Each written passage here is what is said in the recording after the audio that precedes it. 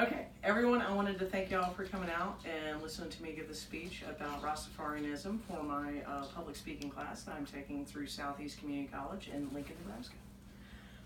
So Rastafarianism is a religious and cultural movement that started in Jamaica in the 1930s. I think we need to know more about it to increase diversity, awareness, understanding, and acceptance in all of our lives. If we know more about something, we're more likely to accept it and not really judge it.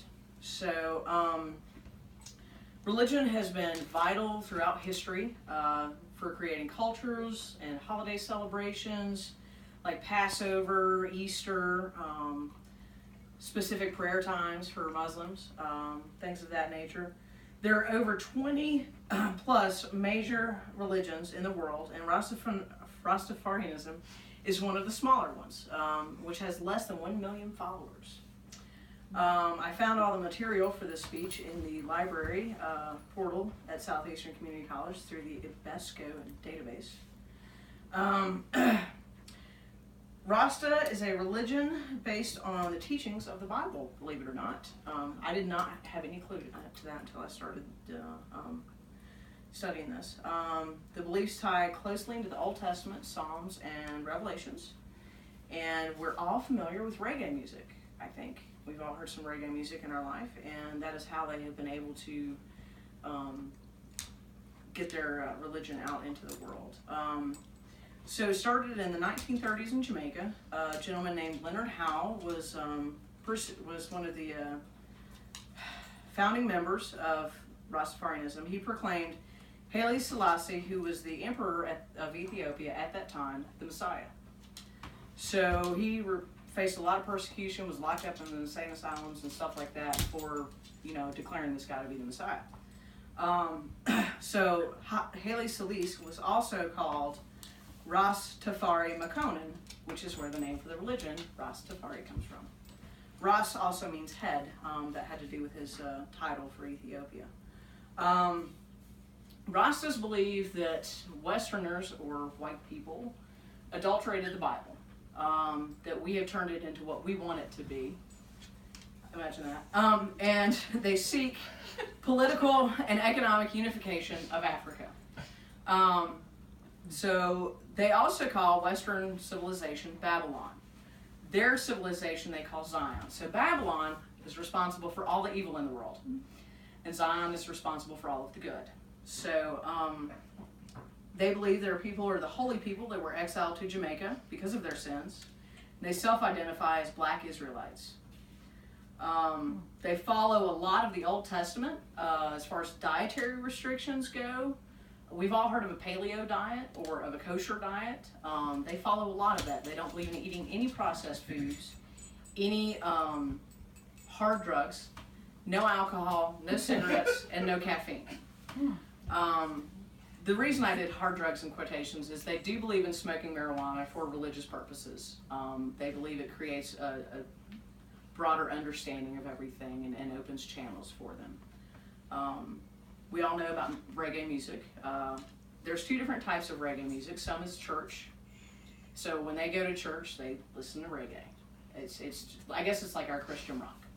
So, and there's also the more mainstream reggae, which we're used to, which they call heretical. It's fun to say. So an example of the music where the Psalms or something was used in the music is a song called Rivers of Babylon, which is related to Psalms 137 and 19, and it was sung by the Melodians. And it says, by the rivers of Babylon, where he sat down, and there he wept, when he remembered Zion, because the wicked carried us away, captivity required from us a song.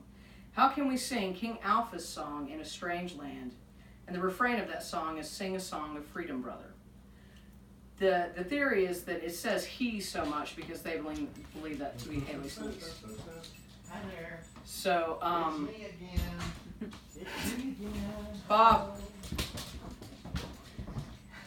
So that came from the Psalms, and the Psalms says, by the rivers of Babylon, there we sat down, yea, we wept when we remembered Zion, for they that carried us away captive required of us Mirth, saying, "Sing us one of the songs of Zion. How shall we sing the Lord's song in a strange land?" The most famous Rastafarian I can think of is Bob Marley. We all pretty much know who Bob Marley is.